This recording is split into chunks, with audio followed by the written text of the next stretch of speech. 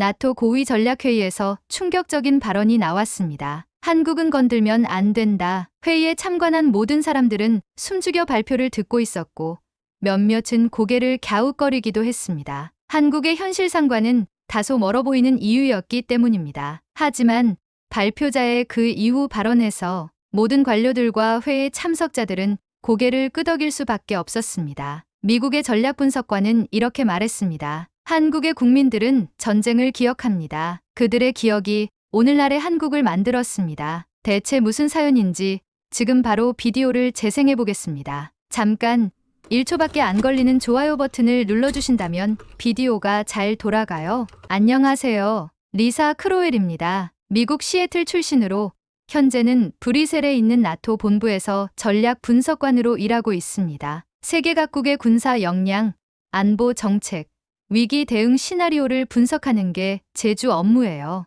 나토 회의에서 주어지는 시뮬레이션 자료는 늘 익숙하고 반복적이지만 이번만큼은 예외였습니다. 단 하나의 발표가 제 시야를 완전히 뒤바꿨으니까요. 바로 대한민국에 대한 이야기였습니다. 그날은 동북아시아 안보를 주제로 한 전략회의가 열리던 날이었습니다. 중국의 대만 침공 가능성을 가정한 시나리오였고 나토 동맹국들이 이 사안에 어떻게 대응할지를 모의 분석하는 자리였죠. 회의장은 익숙한 얼굴들로 가득했습니다. 독일 국방부 전략실의 디트리 대령, 프랑스 국방연구소의 소피 라루엘, 캐나다 참모본부의 조너선 리, 그리고 저와 함께 항상 분석 테이블에 앉는 폴란드 출신의 마리나 자블로츠카까지. 우리는 늘 그렇듯 자료를 받아들고 전개 흐름을 예측하며 각자의 입장을 준비하고 있었어요. 처음 30분간은 예상대로 흘러갔습니다. 중국이 대만 해협을 봉쇄하고 미국이 항공모함을 전개하고 일본이 정보 및 군수 지원을 제공한다는 시나리오. 이 정도는 늘 반복되는 기본 뼈대였죠. 그런데 발표자 중 한 명, 낯선 동양인의 이름이 호출됐습니다. 다음 발표자는 한국 국방연구원 전략기획실의 김태환 박사입니다. 그는 40대 중반쯤 되어 보였고 말수가 적고 차분한 인상이었습니다. 발표 준비를 마친 그는 한 장의 지도를 회의장 스크린에 띄웠습니다. 그리고 한 문장을 조용히 던졌습니다. 이 시나리오가 대만에 국한되지 않고 동북아 전체로 확전될 경우를 상정하겠습니다. 회의장의 분위기가 달라졌습니다. 디트리 대령이 고개를 갸웃하며 말했습니다. 확전이요? 한국까지 전장이 된다는 가정은 과한 접근 아닙니까? 김태환 박사는 고개를 끄덕이며 설명을 이어갔습니다. 주일미군의 개입은 중국의 전략상 예측 가능한 흐름입니다. 그 다음 타겟은 오키나와 이어서 경기도 평택의 주한미군 기지가 될 수 있죠. 그렇게 되면 한국은 전쟁의 한복판에 놓이게 됩니다. 프랑스의 소피가 다시 물었습니다. 그러니까 한국이 전면 동원 태세에 돌입하게 된다는 거군요. 어느 수준까지 가능한가요? 그는 한 페이지를 넘기며 차분하게 말했습니다. 전시 72시간 내 한국은 1000만 명을 무장 편제할 수 있습니다. 그 순간 회의장은 술렁였습니다. 조너선 리가 고개를 절레절레 흔들며 말했습니다. 1000만. 그건 불가능한 수치예요. 우리가 봐온 징집 시스템으론 현실적이지 않아요. 저도 펜을 쥔 손이 멈췄습니다. 김 박사는 그 반응을 예상했다는 듯 추가 자료를 넘겼습니다. 이건 행정상 추산이 아닙니다. 한국은 의무복무제가 유지되고 있으며 매년 수십만 명이 군 복무를 마친 후 예비군 체계에 편입됩니다. 대한민국은 경역을 마친 후 8년 동안 예비군으로 편입됩니다. 이 중 일부는 동원지정자로 분류되어 실제 부대 편성에 따라 훈련을 받고 나머지 인원도 정기적인 사격과 전술 훈련을 통해 전시 대응 능력을 유지하고 있죠. 회의장 스크린에는 전국 예비군 훈련장, 무기고, 작전 소집 위치, 민방위 경로까지 하나의 망처럼 정리되어 있었습니다. 심지어 그는 동원 편제 기준에 따라 전시 지휘부, 배치 방식까지 설명했죠. 그제야 디트리가 무릎을 탁 치며 말했습니다. 이건 군 조직이 아니라 사회 전체가 군 편제에 통합된 구조군요. 그 말에 김 박사는 고개를 끄덕이며 마지막 슬라이드를 띄웠습니다. 한국은 군대를 키우는 나라가 아닙니다. 군대가 사회에 스며든 나라입니다. 그 말은 마치 제 가슴을 관통하는 듯했습니다. 군사적 역량이라는 것이 단지 무기수나 예산이 아니라 사람들의 기억과 생활 구조 안에 담길 수 있다는 것. 저는 그것이 얼마나 무서운 방식인지 그때 처음으로 실감했습니다. 회의가 끝난 뒤 저는 김 박사에게 다가갔습니다. 실례지만 이 자료 어디까지가 이론이고 어디까지가 실제인가요? 그는 조용히 웃으며 답했습니다. 이건 실제입니다. 리사님이 원하신다면 한국에서 직접 확인하실 수 있습니다. 데이터가 아니라 사람들로요. 그 말에 저는 깊은 침묵에 빠졌습니다. 전쟁의 가능성을 분석해온 제 직업 경력에서 국가 전체가 하나의 예비 전력으로 구성된 사례는 단 한 번도 없었습니다. 그리고 저는 그날 밤 결심했습니다. 직접 한국으로 가보겠다고. 그곳에서 저는 보고서를 쓸 수 없는 이야기, 숫자로는 담기지 않는 사람들의 전투력을 만나고 싶었습니다. 서울에 도착한 날은 유난히 맑고 쌀쌀했습니다. 비행기에서 내리자마자 공기가 묘하게 긴장된 듯 차가웠습니다. 그 차가움이 단순한 기온 탓인지 아니면 제가 곧 확인하게 될 진실에 대한 긴장 때문인지는 잘 모르겠더군요. 짐을 찾고 숙소에 도착하기까지 제 머릿속은 온통 한 사람으로 가득했습니다. 김태환 박사. 나토 회의장에서 조용히 한국을 설명했던 그 남자. 저는 약속한 대로 그와 다시 연락했고 박사는 흔쾌히 저를 한국 국방연구원 민간자산기획실로 초대해 주었습니다. 다음날 오전 저는 서울 용산구 한복판에 위치한 국방연구원 건물 앞에 섰습니다. 외관은 딱딱하고 단정했지만 안으로 들어서자 의외로 따뜻한 분위기였습니다. 커다란 회의실 창밖으로는 한강이 멀리 내려다 보였고 복도마다 누군가 분주히 걷는 발소리가 맴돌았습니다. 리사 씨, 낯익은 목소리가 들렸습니다. 김 박사가 회의장에서 봤을 때와는 조금 다른 느낌으로 다가왔습니다. 목도리를 감은 채였고 표정은 여전히 조용했지만 뭔가 반가움이 담겨 있었어요. 다시 뵙게 되어 반갑습니다. 긴 여정이셨죠? 아직 여정이 시작도 안 된 느낌이에요. 제 머릿속엔 질문만 가득해서요. 박사는 고개를 끄덕이며 저를 회의실로 안내했습니다. 벽면엔 한국의 예비군 훈련 지도가 정밀하게 정리되어 있었고 옆 칠판엔 민간 비상자산분류 체계라는 제목이 적혀 있었습니다. 이 모든 시스템이 실제로 움직일 수 있다는 걸 증명하고 싶으신 거죠? 그가 먼저 말을 꺼냈습니다. 정확히는 수치가 아니라 사람들이 기억하는 방식, 작동하는 태도, 그걸 보고 싶어요. 군사적인 관점이 아닌 사회적인 감각에서요. 박사는 조용히 웃었습니다. 그럼 오늘부터 같이 다니시죠. 제가 몇 군데 소개해 드릴게요. 저는 고개를 끄덕였고 김 박사는 첫 번째 방문지로 한정보보안 기업을 안내했습니다. 서울 강남 테헤랄로에 위치한 중견 규모의 IT 보안회사 이머시브텍이었습니다. 건물은 현대적이고 깔끔했고 내부엔 20에서 30대 청년들이 분주히 회의를 준비 중이었습니다. 우리를 맞이한 건 박현수 대리라는 젊은 남성이었습니다. 카디건을 걸친 셔츠 차림에 노트북을 들고 있는 그의 모습은 영락없는 개발자였지만 김 박사가 그를 소개하는 말은 조금 달랐습니다. 박 대리는 평상시엔 이 회사의 사이버 보안 솔루션을 담당하지만 유사시에는 국가 사이버전 작전 계획에 따라 화이트 해커로 전환됩니다. 통합방위 작전 시엔 사이버 대응 전력으로 분류되어 있죠. 전시 임무까지 계신다고요?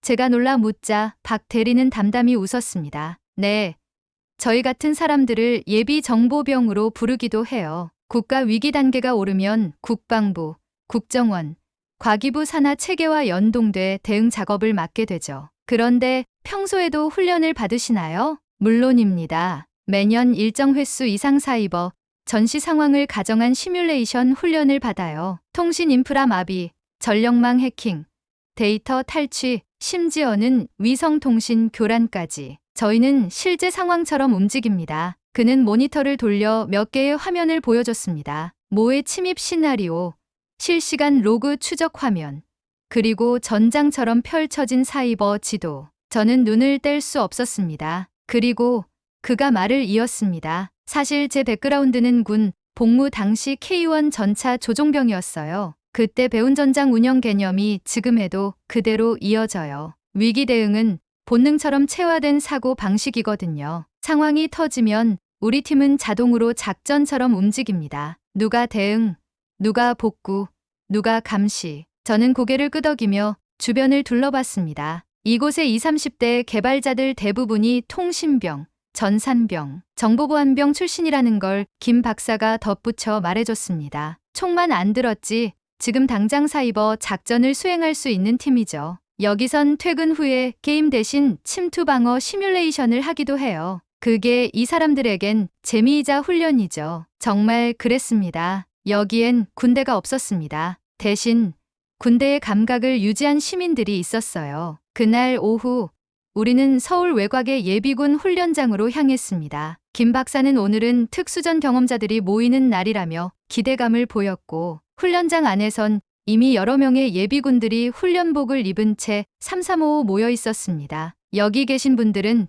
특전사 출신 예비군입니다. 우리를 맞은 훈련 조교 최정문 중사가 설명을 시작했습니다. 정규 예비군 훈련 외에도 비정기적으로 만나서 지휘 체계와 전술 반응 능력을 점검하곤 하죠. 우리는 벤치 한쪽에 앉아 그들과 대화를 나누기 시작했습니다. 처음엔 약간 경계하는 듯했지만 제가 미국에서 왔다고 소개하자 이내 웃음을 터뜨렸습니다. 우리가 뭐 별거라고 외국에서도 찾아와요. 한 사람이 말하며 캔 커피를 내밀었습니다. 그의 이름은 이동혁 씨, 민간 직업은 건설 현장 감리라고 했습니다. 군 복무 시절이 꽤 오래전이잖아요. 아직도 기억이 남으세요? 기억이요? 그가 웃으며 제 허리를 톡 쳤습니다. 뛰면 먼저 무릎이 반응하고 시야에 각이 생기면 자동으로 엄폐 위치부터 찾습니다. 말하자면 몸이 먼저 움직여요. 그 옆에 있던 또 다른 예비군 장세진 씨가 말했습니다. 한 번 특전사는 영원한 특전사죠. 저흰 훈련을 반복하며 살았으니까요. 지금은 민간인이지만 위기 상황엔 자동으로 그 시절로 돌아갈 자신 있어요. 김 박사가 제게 조용히 말했습니다. 이게 바로 한국이 가진 실질적 방어력입니다. 숫자가 아니라 기억이요. 저는 그 말이 피부로 느껴졌습니다. 이들은 총을 들지 않았지만 여전히 작전 상황에 반응하는 감각을 가지고 있었고 그건 결코 단기간에 만들어지는 게 아니었습니다. 그날 저녁 숙소로 돌아오며 저는 메모장에 이렇게 적었습니다. 전쟁이 오지 않기를 바라지만 이들은 전쟁이 와도 두렵지 않은 사람들이다. 이 나라의 국방력은 숫자가 아니라 훈련된 기억이며 시민이 곧 전력이 되는 살아있는 방어선이다. 다음날 아침 숙소 창밖으로 서울의 하늘이 흐릿하게 내려다 보였습니다. 전날 밤 박현수 대리의 사이버 전투 감각과 예비군 훈련장에서 만난 특전사 출신 예비군들의 단단한 눈빛이 머릿속에 남아 잠을 설쳤어요. 특정한 사람들만이 그런 감각을 유지하고 있는 것일까?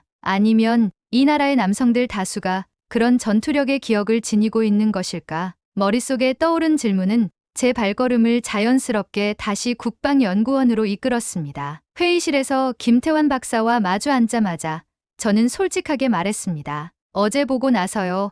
이제는 좀 더 일반적인 시민들이 궁금해졌어요. 훈련소도 IT 기업도 아닌 평범한 남자들, 길거리에서 커피 마시는 사람들, 지하철 플랫폼에서 전화하는 사람들, 그들에게도 그 감각이 있을까요? 김 박사는 조금 놀란 표정을 지었지만 금세 입꼬리를 올리며 고개를 끄덕였습니다. 좋습니다. 오늘 하루 같이 서울을 걸어보시죠. 예상보다 흥미로운 결과가 나올지도 모르겠네요. 제가 통역을 도와드릴게요. 우리는 하루 종일 서울 곳곳을 돌아다녔습니다. 광화문 광장 앞 벤치, 강남역 근처 푸드트럭 앞, 신촌대학가, 그리고 용산공원 산책로. 특별한 명단도 없고 사전 섭외도 없었습니다. 그냥 눈에 띄는 20대에서 50대 사이 남성들에게 조심스럽게 말을 걸었죠. 실례합니다. 혹시 군 복무 경험 있으세요? 질문은 간단했지만 반응은 예상 이상으로 흥미로웠습니다. 대부분이 물론이죠라는 얼굴로 고개를 끄덕였고 어떤 이들은 말이 채 끝나기도 전에 기다렸다는 듯 복무부대와 보직을 술술 꺼내기 시작했습니다. 저요? 백골부대 공수병이었습니다. 낙하산 접는 법이요? 지금도 눈 감고 접습니다. K9 자주포 포반장이었어요. 명중률요?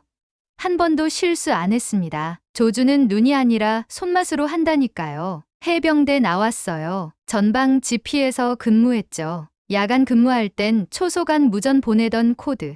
지금도 외워요. 코드 제로.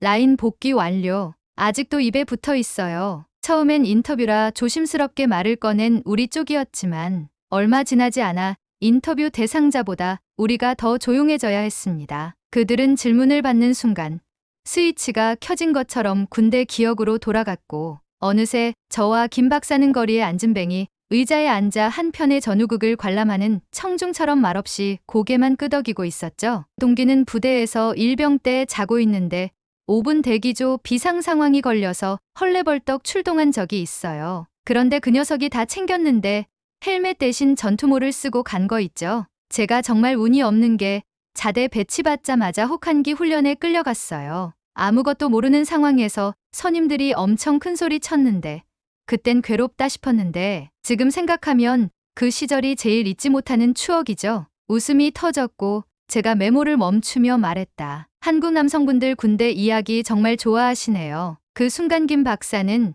마치 기다렸다는 듯 미소 지었습니다. 그게 한국의 민간 전투력의 또 다른 형식입니다. 이야기하는 순간 그 감각이 다시 살아나는 거죠. 실제로 복무 기간보다 예비군 훈련보다 군대 이야기를 누군가와 나누는 그 짧은 순간의 기억이 가장 빠르게 복원된다고 하더군요. 그리고 뒤이어 대화를 나눈 분은 광화문 인근 벤치에서 도시락을 드시던 40대 중반의 남성이었습니다. 김 박사가 간단히 설명하자 그는 제게 정중히 인사하며 말씀하셨습니다. 외국에서 오셨다니까 좀 쑥스럽네요. 저는 3사단 수색대 출신입니다. 지금은 간판 가게를 운영하고 있고요. 수색대는 어떤 보직이었는지 여쭤봐도 될까요? 당시에는 관측조였고 야간 정찰이 주 임무였습니다. 지형도 없이 나침반으로 방향 잡고 나무집 흔들리는 소리로 인원 움직임을 파악해야 했어요. 지금도 등산만 가면 자동으로 시야각,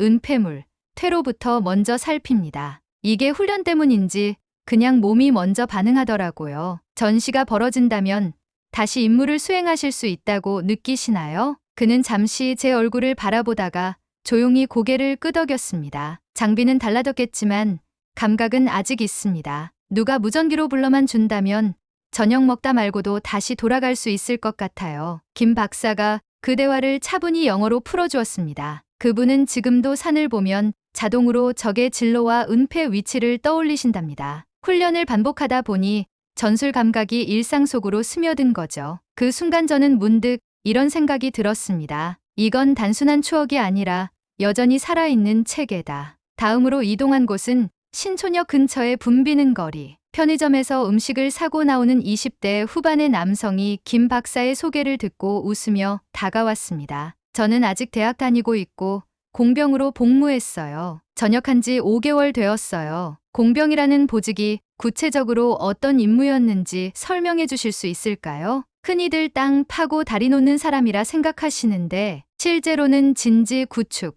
장애물 설치, 폭파 작업까지 다 합니다. TNT 양에 따라 뚫리는 두께 계산하는 것도 훈련받고요. 지금도 숫자만 들으면 자동으로 공식이 떠올라요. 전시라면 다시 투입되실 수 있다는 생각 해보신 적 있으세요? 당연하죠. 현장에서 공병 빠지면 진격 못합니다. 장비는 몰라도 제가 어디에 뭘 깔아야 적이 못 지나가는지는 정확히 알죠. 전 따끈따끈한 예비군이거든요. 김 박사가 웃으며 제게 통역해 주었습니다. 그는 자기가 썼던 폭파 공식이 아직도 손에 남아있다고 했어요. 그리고 공병이 없으면 전진도 없다고요. 전역한 지 5개월 돼서 따끈한 예비군이랍니다. 저는 웃으면서도 놀라움을 감추지 못했습니다. 말투는 가벼웠지만 내용은 명확했습니다. 그는 지금도 작전 단위로 사고하고 있었습니다. 마지막 인터뷰는 우연히 탑승한 택시 안에서 이루어졌습니다. 김 박사가 대화를 청해도 괜찮겠냐고 묻자 기사님은 당연하죠라며 웃었습니다. 군 생활이요? 저는 보급병이었습니다. 총은 못 쐈지만 야전에서 물자 흐름은 제가 최고였죠. 어떤 일들을 하셨는지 여쭤봐도 될까요? 탄약 분배, 식량 수송, 차량 동선 관리까지요. 당시엔 수기로 다 했는데 그 복잡한 걸 지금도 자동으로 분류해요. 심지어 운전하다가 가끔 경기 북쪽으로 가다 군인들 보급 차량을 딱 보면 이게 소대용인지 중대용인지 대충 감이 와요. 이게 군 생활이 오래돼도 감각은 죽지 않더라고요. 그 경험이 지금 일에도 영향을 주고 계신가요? 아유, 당연하죠. 지금도 택시 몰면서 비상 상황이면 어떤 골목으로 빠져야 할지 자동으로 생각해요. 전쟁이 나면요? 제 몸은 모르겠지만 사람부터 어떻게 실어나를지는 계산할 수 있습니다. 김 박사는 고개를 끄덕이며 저를 바라봤습니다. 그분은 보급이 단지 수송이 아니라 생명선이라고 하셨어요. 지금도 물류 구조를 보면 작전 동선이 자동으로 그려진다고요. 전쟁 나면 시민들을 어떻게 안전한 곳에 실어나를지 계산할 수 있다고 합니다. 저는 택시기사의 마지막 말에 말문이 막혔습니다. 김 박사는 작게 숨을 내쉬며 말했습니다. 이게 바로 한국의 국방력입니다. 리사 씨. 제도나 시스템을 뛰어넘는 정서적 동원 능력이죠. 저는 그 말을 다시 곱씹었습니다. 정서적 동원 능력. 사실 처음 브뤼셀 회의에서 김 박사의 발표를 들었을 때만 해도 솔직히 반신반의한 것이 사실입니다. 사회가 군대를 흡수한다는 말은 그저 표현이 강한 은유처럼 들렸거든요. 하지만 지금 바로 눈앞에서 커피 한 잔 마시던 남성들이 웃으며 군대 보직에 대해 설명하고 자신의 보직에 자부심을 가지고 있고 지나가다 누가 군대 얘기를 하면 귀를 쫑긋 세우는 모습을 보면서 저는 확신했습니다. 이 나라는 실제로 군대가 사회에 스며든 나라다. 그리고 그 스며든 감각은 누가 떠밀지 않아도 웃으며 꺼내는 이야기로 살아있다. 브뤼셀로 복귀한 다음 주 월요일, 저는 다시 나토 전략 고위회의장에 들어섰습니다. 처음 이 회의실에서 한국은 72시간 내에 1,000만 명을 무장 편제할 수 있다는 발언이 나왔던 그 자리. 그 발언에 고개를 갸웃하던 사람들, 실소를 흘리던 이들이 그대로 그 자리에 앉아 있었습니다. 제가 그들에게 무언가를 증명해야 할 시간. 그것이 이제 막 시작되려 하고 있었습니다. 제 발표 차례가 되자 회의장은 서서히 조용해졌습니다. 하지만 공기에는 분명히 무언가 긴장이 감돌고 있었죠. 저는 파일을 열지 않고 눈을 들고 말했습니다. 여러분, 오늘 저는 한 나라에 대해 이야기하려 합니다. 전쟁이 일어나지 않았음에도 국민 전체가 이미 전시에 살아있는 나라, 대한민국입니다. 처음 장면이 나올 땐 몇몇이 고개를 돌렸고 뒷줄에선 조용한 속삭임이 흘렀습니다. 저는 한국의 도심 풍경 사진, 예비군 훈련장, 보안 기업, 그리고 광화문 벤치에서의 인터뷰 장면을 순서대로 띄웠습니다. 서울의 한거리에서 만난 시민들은 모두 복무한 부대, 보직, 임무를 정확히 기억하고 있었습니다. 심지어 한 택시기사는 지금도 짐칸을 보면 이게 소대용인지 중대용인지 감이 온다고 했습니다. 회의장 앞줄에 앉은 독일 국방참모 마커스 대령이 손을 들었습니다. 실례합니다. 그런 기억이 무장 편제로 이어질 수 있다는 주장은 과한 일반화 아닐까요? 우리들에겐 전시에 필요한 것은 기억이 아니라 장비입니다. 기대했던 반론이었기에 저는 오히려 침착하게 고개를 끄덕였습니다. 좋은 지적입니다. 그런데 제가 만난 사람들은 단지 기억을 이야기한 것이 아니었습니다. 그들은 지금도 본능처럼 움직일 수 있다고 말했습니다. 보급병은 수송로를 그렸고 공병은 폭파 공식을 외웠고 수색대는 야간 은폐 경로를 상상했습니다. 스크린에는 수색대 출신 박성현 씨의 인터뷰 장면이 띄워졌습니다. 그는 조용한 목소리로 이렇게 말했습니다. 지금도 산만 보면 저 고개 너머에 무슨 은폐물이 있을지 상상이 됩니다. 그건 잊으려고 해도 안 잊히는 거예요. 나라가 부르면 나간다. 그건 명령이 아니라 본능입니다. 회의장 일부에서 좌석을 고쳐 앉는 움직임이 보였습니다. 저는 청중들을 바라보며 말을 이었습니다. 한국은 군을 전역한 사람을 돌려보냈다고 생각하지 않습니다. 그들은 여전히 기억된 군인으로 일상을 살아가고 있었습니다. 커피를 마시다가도 보급 동선을 추억하고 지하철 플랫폼에 앉아 있다가도 비상 상황을 생각하는 사람들이었습니다. 다음 화면엔 김태환 박사의 말이 나왔습니다. 이 나라는 군대를 키우는 나라가 아닙니다. 군대가 사회에 스며든 나라입니다. 그때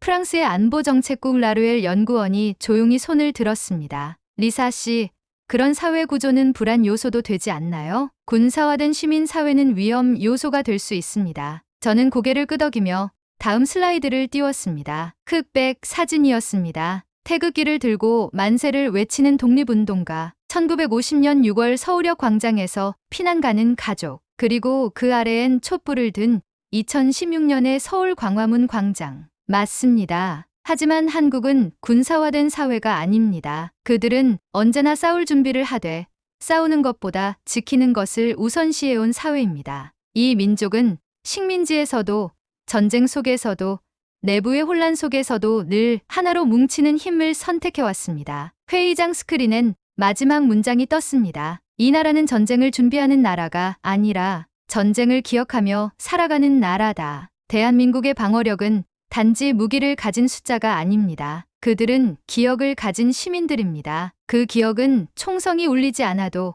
방어선을 형성합니다. 발표가 끝났을 때 회의장은 잠시 정적에 잠겼습니다. 하지만 그것은 반발이 아닌 납득의 정적이었습니다. 처음 발표에서 웃음을 보이던 몇몇이 이번엔 고개를 숙이고 있었습니다. 회의가 끝난 뒤 마커스 대령이 다시 제게 다가왔습니다. 그는 조용히 제 손을 잡으며 말했습니다. 지금까지 대한민국은 솔직히 전략의 주변부로 생각했습니다.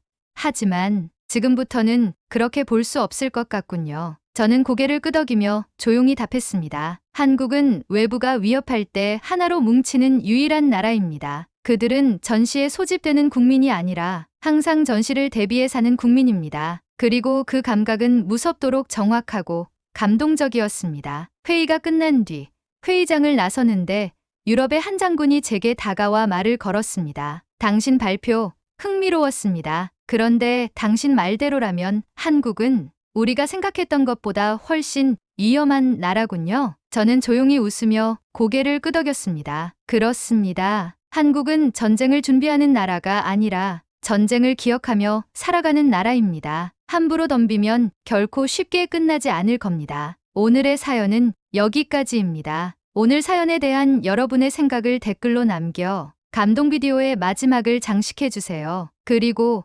오늘의 비디오가 공감이 되신다면 구독, 좋아요 한 번씩 부탁드리겠습니다. 여러분의 댓글 하나하나가 영상을 제작하는데 큰 힘이 됩니다. 다음엔 더 흥미로운 사연으로 여러분을 찾아뵙겠습니다. 시청해주셔서 감사합니다.